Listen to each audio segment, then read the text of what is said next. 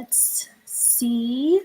This is an impromptu live on a very, very important topic. So we are going to see if we can get anyone to come on. I just want to make sure that I am indeed live everywhere that I anticipated that I would be live. So we should be live on Instagram and on Facebook and on LinkedIn and on YouTube. So let's see. Let's see what is happening here. Hopefully I can get someone to come into the room during our live. I am not 100% sure, but we shall see.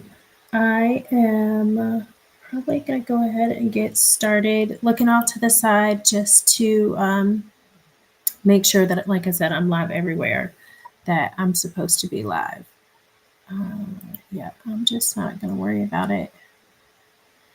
And if I have to circle back, then I will. So anyway, so I wanted to talk about emergency funds, and specifically, thank God that I had an emergency fund. So May the 3rd marked 1 year from when I was laid off from my former position. And hi, welcome to the room. Welcome to the room. I'm so glad to have you here. So like I was saying, May 3rd of this year marked 1 year from when I was previously laid off from my former position. My question for you is, if you were unexpectedly laid off, would you be able to survive? Would you be okay for 1 month? Would you be okay for 3 months? What about 6 months or 12 months? So in 2023, Fortune did a survey of 2,000 people who had recently been laid off. And 80% of those 2,000 people said that it took them between 1 and 3 months for them to gain employment back. And so my question again for you is, would you be okay for 1 month? Would you be okay for 3 months? What about 6 or 9 months? Or 6, 9, or 12 months. So like I just said, my experience has been 12 months, 12 months of not having a 9 to 5 consistent income coming in. So when I was laid off on May 3rd of last year, it was unexpected. It was certainly unexpected. We had previously had a call with our CEO who said they weren't doing any layoffs, so no one was expecting it or anything like that. It was a 15% reduction in staff. So it wasn't just me, it was a substantial amount of people. But at the time, I was like, you know what? I'm okay. I was at least getting 1 month's worth of severance. I had 6 months worth of expenses saved up. So I felt like I would be good. I'm comfortable. I have had 20 years of experience in my industry. So I've never had a problem getting a job. I've had 2 and 3 jobs at a time before. So I was good. I felt like I was comfortable. I was good, right? So I began searching for, got into the job market, searching for jobs and everything. And a couple months started passing by, and then God started giving me other assignments to do. And so he started telling me to write. And in this time, I have now have 5 published works. I started a business and still applying for jobs, right? Because again, I told you I only had 6 months of expenses saved up. So originally I was working towards saving up 12 months of expenses. But in 2021, I had a child and I took off 4 months of unpaid maternity leave. And so I used up some of what I had. So I was trying to get back to that 12 months, right? And that speaks volumes to our, just how we do maternity and paternity leave here in the United States. There's so many other countries where you automatically get paid regardless of what your circumstances are. I was in a contract job. There was no paid maternity leave, so I had to cover my own expenses during that 4-month period of time. So anyhow, like I said, trying to build back up to 12 months, right? But I went May 3rd of last year, I was only at just under 6 months worth of expenses, having that saved. So anyhow, the months continue, and I am, I'm still working at, looking for something. I'm still working at, um, building my business. And I will say this: starting a business is just not for the weak in general, but starting a build business and building it up and having it be your sole source of income is just a whole nother beast all in and of itself. um 9 out of 10 do not recommend. But this is my lot in life, so I'm pressing forward, right? So anyhow, um the time has continued. I'm still looking for jobs, still, building my business, and everything, but still looking for employment, right? Still not having any luck with getting callbacks, not having any luck literally with not getting interviews, like, at all. Again, I have 20 years of experience, and that's not to say that that puts me above anyone else, but I certainly felt as though this would put me in a better position to be able to find something certified, educated. I felt, like I should not have the problems that I have been having, that tons and tons and tons of people have been having, right? So anyhow, time is continuing. Recruiters reaching out, recruiters ghosting. If you are a recruiter looking right now, please stop ghosting potential candidates. Like, let them know, why you're not accepting them or what the circumstance is. I have this platform, so I'm just going to use it for everything that I can in this moment. Thank you. Continue to come into the room. Please share this. I am so grateful for everyone who is joining. So anyhow, like I said, now May the 3rd of this year has been 12 months. Like I said, I had 6 months of expenses saved, right? And so as a financial coach, this is one of the things that, like, I always knew that having an emergency fund was a necessity. However, this last 12 months has proven to me even more greatly why it is a necessity. And so that's the reason why I wanted to hop on and really just kind of talk about it. So, my first thing that I would say is, I'm sure you've heard of the concept of an emergency fund. And I know a lot of people are like, oh, if, my car blows a tire and I need to, get a new tire, if I need to get new tires, or if the roof, something happens to the roof and I need to, get it repaired, or if I need to get new windows on the house or something like that, then I use my emergency fund for that, right? My perspective as a financial coach is different. And even more so now, having experienced being out of formal work for a 12-month period of time, is that your emergency fund should be for sole income replacement only. And if you can have an account that is solely for your income replacement, right? And I'm not saying don't save for those other things. I'm certainly saying, have a house repair savings account, have a car repair savings account, have a medical savings account, have alternative options. But your emergency fund or your income replacement solely needs to be for that, which means that you do not pull out of it for any other reason whatsoever. You don't take money out of that sole income replacement fund for anything else. Okay. So that would be my tip number one. Takeaway number one is, if you don't have one set up already, set up one today. Do not wait one more day. Set up an emergency fund that is for sole income replacement, right? My next tip is going to be, set it up in a high yield savings account. A high yield savings account is actually going to provide interest for the money that you are putting into that account.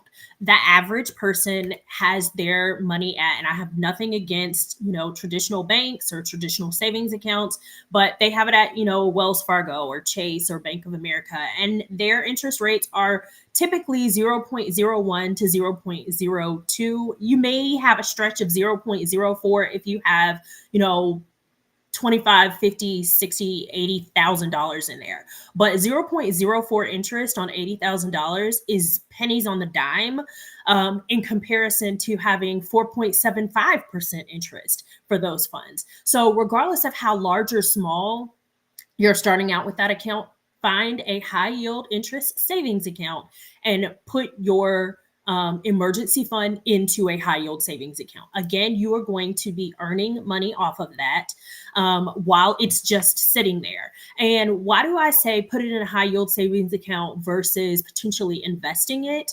And my reason for that is in the event that you lose your job, you need to have access, immediate access to those funds, but also you don't want any potential of that amount decreasing. Now, if you have a good 6 to 12 months of expenses saved already, then yes, by all means, invest. And I'm not saying do one over the other. I certainly believe in a combination of both of those things at the same time. But for your income replacement savings, I'm 100% saying that's going to be 4% or better, correct? Yes. So right now, yes, high yield savings accounts are at 4% or better. It is what I have been recently seeing. And when I say 4% better, I want to say as of yesterday or the day before, it was like 4.25 or 4.35 or better. So then my next thing is I'm going to say, and this is if you don't have an emergency fund set up at all. So start out with a starter emergency fund. So many people are like, okay, well, I don't like 6 months is pie in the sky for me. It's like so much that I can't even wrap my head around it, right? So start off simple. Start off with a goal of $500 for your starter emergency fund, right? And then once you have that $500 goal met, then go to $1,000. Okay. And then once you have that while you're working on that $1,000 goal, then what I want you to do is look at all of your expenses. And I want you to look at your necessary expenses only. So this is your shelter. So your home, your mortgage or your rent, renter's insurance, home insurance, right? Your car payment, the insurance on your car, your groceries. Okay. If you have like whatever the absolute necessities are. So I'm not talking about your streaming subscriptions. I'm not talking about going to get your nails and your hair done. I'm not, if you had to cut it down to the absolute bare minimum, what would those expenses be? Those are your necessities, right? And the reason that I say your necessities is because you want to be able to have something that's going to be able to sustain you for an extended period of time. So if you add in things like getting your hair done, for me to get my locks retied, it's about $180 a month. Right. But that $180 could be going towards gas in my car, going back and forth, trying to, picking my child up from school or, going to job interviews, things of that sort. So that's what I'm saying. Reprioritize. Again, if you are in a situation where you become unemployed or underemployed, then that's what I'm saying. Cut to the bare bones. What are your absolute and total necessities? Shelter, food, transportation. Those are pretty much, and then of course your utilities for your home, right? But again, you may have to you may have to not have those streaming services momentarily. Not telling you get rid of the internet, not telling you get rid of all of them altogether, just telling you for your emergency expenses, cut down to the bare bones. So these are just your necessities, right? Figure out what that number is for a month and then multiply that by 6. And then also multiply that same original number by 12. So you know what you would need for a 6-month period of time, and you know what you would need for a 12-month period of time. Okay. So now we've gotten our $1,000 saved up. And now you can move on to that 6-month goal. Again, do not take anything out of this emergency fund. It is specifically for sole income replacement. Okay. Sole income replacement. And this is for if you become unemployed or underemployed, because I have literally in this past year spoken to someone who had a full-time job. They, according to their contract, they were supposed to be getting 40 hours a week, but they were cut down to like 25 to 30 hours a week. And it wasn't just them, it was everybody within their division, within their company. So times are changing. You need to be prepared and not be scrambling or trying to figure it out. So that's why I'm saying, start the process now. Start literally today. Okay. And so, like I said, once you hit that starter $1,000, then you would, in that your starter emergency fund of $1,000, then you would start working towards your 6 month goal. And then once you hit that 6 month goal, immediately go towards that 12 month goal. So now, one of the things that I would say, and this is what I did myself, and this is not me giving you necessary advice. This is me just saying this is an option, right?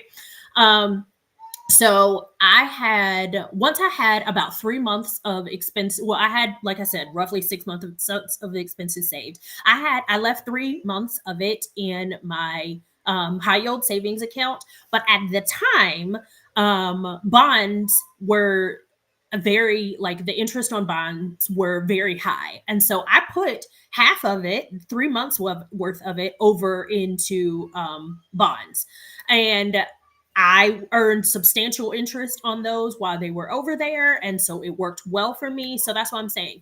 Be open to alternative options. Potentially, I think bond rates have gone down right now. So maybe SCD, but you need to look at it. Look at what your penalty would be for if you have to pull it out before time.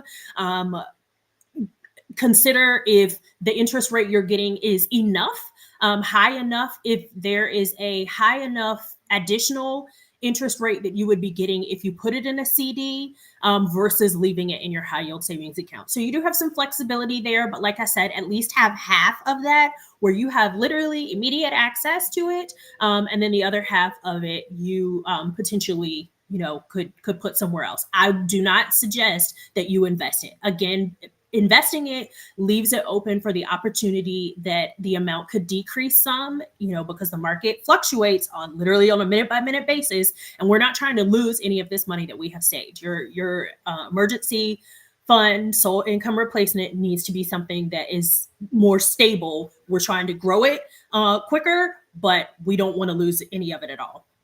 Right. So then the next thing that I would say is, I know a lot of people have heard the concept of, oh, if you have debt, then all you need is $1,000 in your emergency fund. And this is my rebuttal for that. If you lose your job, $1,000 and zero debt isn't going to help you a lot. $1,000 in less debt than you previously had isn't going to help you a lot. I'm not telling you don't pay off your debt. 100% work towards paying off your debt, but 100% continue contributing to your emergency fund. And I would prioritize the emergency fund, that 3 months, 6 months, over my debt, until at least, like I said, I had 3 months, and then I might fluctuate the numbers a little bit.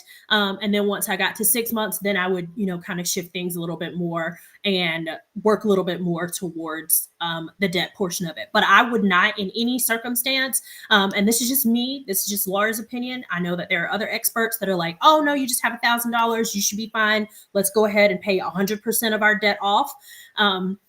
Before we start working towards building that 6 to 9 month emergency fund up. And I wouldn't recommend it. If you have a spouse who, and maybe that's the difference. So if you have a spouse who can pick up the slack, then by all means, figure out what's going to be the best for both of you. Make sure that you're having crucial financial conversations. If you have a spouse, make sure you all have that emergency fund for both of you, right? So that combined, if you have your finances combined, that's combined, or that it's separated, right? But make sure that you are having that conversation, and it's not just an assumption of, hey, I know right now we're both working and we're both contributing to the bills, but if I lose my job, my assumption is that you're going to pick up the slack 100%. Because we don't, potentially have the savings. Go ahead and start saving for both of you right now. And like I said, that's a reason why that is my recommendation, because if you lose your job or if you become underemployed, only $1,000 isn't going to go very far for the majority of people. I know some people who have really, really great live in, small towns that have excellent rent in comparison. But I just don't feel like $1,000 is going to get you very far. So if you have any questions about, how to start this process, or what that looks like, or anything as it pertains to your finances. I am a financial coach. I specialize in helping professional women of color achieve their financial goals, financial stability and security, and most importantly, reduce their financial stress. I know that this month is mental health awareness month, and financial stress can like put a tailwind on every aspect of your life, of your mental health, of your personal health, your physical health. So I am here to help you. Please, my website is in the comments, and I will highlight it here. I would love to be able to help you. But yes, those are my tips for you. So start a sole income replacement emergency fund today if you do not already have one. Number two is put it in a high yield savings account. Right now, those rates are at about 4% or more. And I do have, if you're interested, I do have a handout that gives you all of my tips for how to exactly do your research to find the best high yield savings account. So just drop in the comments HYSA, which stands for high yield savings account, HYSA, and I will connect with you so that you can get that handout. It's free. So free information, because like I said, a high yield savings account, really, I would tell you to transfer, keep your, and that this is the first question everybody asks me. Well, what about a credit union? Credit unions are great because they provide great rates when you're looking for a car loan or maybe your mortgage or a personal loan. But as it pertains to savings, standard bank accounts, standard credit union accounts do not give you interest for the savings that you have in there. And I work with so many clients that have like tens of thousands of dollars that are earning 0.01% interest. And when I show them the difference of, hey, last year you earned this in interest on that $80,000 you had sitting there, okay, wherein you could have earned this on it. Which one would you like to do moving forward? Because I'm just going to present you with choices and allow you to make your own choices. And 9 times out of 10, everyone is like, okay, where's my handout for my high yield savings account so that I know what I need to do moving forward? So that's 2. If you don't have a sole income replacement fund, sole income replacement emergency fund set up right now, start with $500. That is your goal. $500. Once you achieve that $500 goal, move to $1,000. While you are working on your $1,000 goal, I want you to look at all of your expenses. Write them all out if you do not currently have a budget. And I literally mean write out everything. You still have to get your grass cut. So these are some things that people forget about. The fact that they still have to get their grass cut, or maybe that they have an exterminator that comes to the house like once a quarter. Write out literally everything so you see everything that needs to take place. If you live in a state like I do, I'm in Texas. I have for the period of time that I needed, I was like, hey, is there a discount that I can get if I just get you to cut the front and not worry about the back for the time being, to, figure out if that's going to fluctuate my necessary expenses, right? My HOA requires that the house look great. I want it to continue for it to look great, right? But if that's going to reduce my cost for it for a period of time, then maybe that is an option to look at. So then your necessary expenses are shelter, food, water, transportation. So your mortgage, your rent, your utilities, not your streaming services. That is not a necessary requirement for you to live, right? Your grocery bill, not restaurant, going out to eat, not food delivery, and then transportation. So your car payment, your car insurance, your gas, oil changes, things like that. Those are your necessary expenses. And then once you have saved up that $1,000, this is just my recap. Once you've saved up that $1,000, then you're going to go to your 6 months. Your next goal is going to be 6 months. So baby step these goals, right? First goal, $500. Next goal, $1,000. Next goal, 6 months. And you may even dial it back and say next goal 3 months and then do 6 months. If that works for you, then absolutely go for it. And then the other thing that I would suggest that I didn't previously say is write this out and put it somewhere where you can see it. so that you can be focusing on it and it doesn't become an afterthought, right? And then one thing that I will say, that I didn't say previously, is pay yourself first. When you get your paycheck, of course, your 401k or whatever your retirement employee offered retirement fund is, you should be contributing to that. If your company provides a match, absolutely contributing up to the match.